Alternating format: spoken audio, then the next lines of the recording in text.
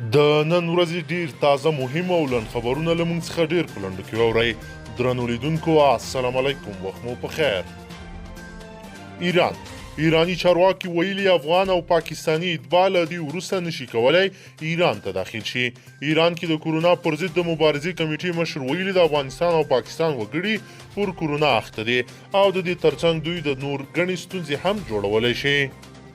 برېښنا وزارت کابل کې برېښنا او ولایتونو کې د ګرځبندیز له امله اقتصادي ستونزو د افغانستان برېښنا شرکت هم زیاتمن کړی ده او خلک په وخت د برېښنا بیل نه ورکوي. د افغانستان د برېښنا شرکت د مسؤلینو په وینا تر ټولو ډیر پوروړی دولتي ادارې، صنعتکاران او خصوصي سکتورونه دي چې پورونه یې میلیارډونه افغانیو ته رسیږي. کونړ ولایت کې د سختو ورښتونو له امله د یو کور د چت پرېوتلو له امله د یوې کورنۍ 6 غړي مړه شوي دي. د والي ویان عبدالغني مصمم ویلي چې دا پیښه پرون ناوخته د دې ولایت په خاص کونړ ولسوالۍ کې رامنځته شوې ده. هغه زیاته کړه چې په مړه شویو کسانو کې 4 ماشومان د هغوی مور او پلار شامل دي. د غراض مصمم ویلي چې د ولایت په مرکز اسداباد ښار کې د یو بل کور د غورځېدلو له امله 3 تنه ټپیان شوي دي.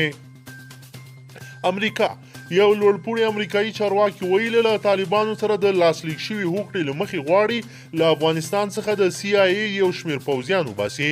نیویارک ټایمز پرون په یو راپور کې ویلي که څه هم له افغانستان څخه د امریکایي ځواکونو له وتلو وروسته په دغه هیواد کې د استخباراتي ځواک زیاتول د امریکا پلان و، خو د طالبانو د مشرتابه په غوښتنه او د تاوتریخوالي د کمښت په موخه دا پریکړه شوې ده. د خیبر پښتونخوا په بونیر سیمه کې په وسلوالو برید کې 2 پاکستانی سرتیري وژل شوي او یو بل ټپي شوی ده. پاکستانی چارواکي ویلي چې دغه پیښه پرون سوات ته نږدې ایلم غره کې رامنځته شوې ده. چارواکي وایي وسلوالو برید هغه مهال شوی چې پاکستانی سرتیري په یاده سیمه کې په عملیاتو وتلي وو. د سوات چارواکو همدارنګه زیاته کړې چې د وسلوالو بریدګرو د نیولو په هدفي سیمه کې تازه دمه ځواکونه رسیدلي دي. افغان حکومت وایي تمه لري چې تاوتریخوالی کم شي او دایمي اوربند رامنځته شي. د ولسمشر د ویان مرستیال دواخان میناپال له رسنیو سره په خبرو کې ویلي افغان حکومت د زندانیانو د خوشي کولو په برخه کې مهم ګامونه اوچت کړي دي. د په خبره د دې ګامونو په اوچتولو او د ګڼو طالب زندانیانو په خوشي کولو افغان حکومت تمه لري چې تاوتریخوالی کم شي. زلمی خلیلزاد د هند د بهرنیو چارو وزیر د افغانستان د اصولو په برخه کې یو ځل بیا د همکارۍ او مرستې ډاډ ورکړی ده. د هندي رسنیو د راپورونو له مخې د افغان سولې لپاره د امریکا د بهرنیو چارو وزارت ځانګړی استازی زلمی خلیلزاد له جي شنکر سره ټلیفوني خبرې کړې دي.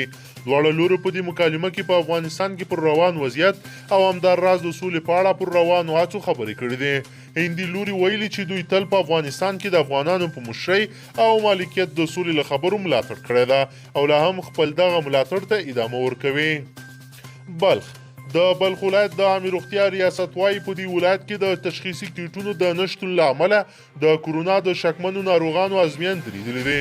د بلخ ولایت د عامې روغتیا رئیس خلیل الله حکمتي وایي د کیټونه باید روغتیا نړیوال سازمان له لوري راکول شي ځکه په بازار کې پیرل کېدای نشي او نه هم موږ ویلی شو چې معیاري دي او که نه. پاکستان کې په تیرو 4 ساعتونو کې د کورونا وبا 415 مثبتې پیښې ثبت شوي دي او 8 تنه نور مړه شوي دي. په دې سره په یاد هیواد کې د کورونا له امله د مړه شوو کسانو 143 او په کورونا وایرس د اخته کسانو شمیر 2481 تنو ته ورسید. د پاکستان د روغتیا وزارت د معلوماتو په اساس تر دا مهاله له کورونا وبا نه د 1332 تنه بیرته روغ شوي دي. په دغه هیواد کې تر دا مهاله 9245 تنو ته د کورونا وبا معاینات ترسره کړي دي. تر ټولو زیاتې پیښې 3391 په پنجاب کې ثبت شوي دي. په هند کې د کورونا ناروغۍ د مخنیوي په موخه لګیدلی ګرځبندیز د دې هیواد د بېوزله طبقې خلکو ژوند له ګواښ سره مخ کړی ده. د هند په ډېری ښارونو کې بېوزله او هغه کسان چې په ورځني ډول د مزدورۍ پر مټ خپلې کورنۍ ته پیسې ګټلي له سختو ستونزو سره مخ دي. دغه کسان د هند له حکومته غواړي چې له دوی سره مرسته وکړي او له مرګ یې وژغوري. سلام رحیمي د سولې په چارو کې د دولت وزیر سلام رحیمي د ارګ او سپیدار ترمنځ د سیاسي شخړو د حل لپاره له پرمختګونو خبر ورکوي او وایي چې ډیر ژر به د ډاکټر عبدالله په مشرۍ د مصالحې عالي شورا جوړه شي. رحیمي له تلنیو سره په یو مرکه کې ویلي چې ډیر ژر به د عبدالله په مشرۍ د مصالحې عالي شورا رامنځته کړي او له طالبانو سره د مذاکرې د مرچی پلاوي واکونه به دغه شورا وټاکي. قازقستان د راپورونو له مخې د قازقستان یوې جنگي الوتکې سقوط کړی ده. د یاد هیواد د دفاع وزارت په یو خبرپاڼه کې ویلي دي چې د هوایي ځواکونو اړوند یو میګ 32 دولت جنگي الوتکه د الوتنې پر مهال د قراګنده هوایي ډګر ته څیرمه لوېدلې ده.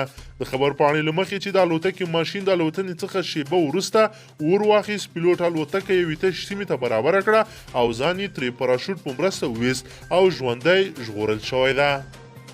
درنو لیدونکو که چیرې غواړئ چې ورته تازه او مهمو پیښو څخه ځان ډیر ژر او په لنډو کې خبر کړئ، زموږ چینل د سره سبسکرایب کړئ او ویډیو د سره حتما لایک کړئ. تر بلې ویډیو مو په لوی رب سپارمه.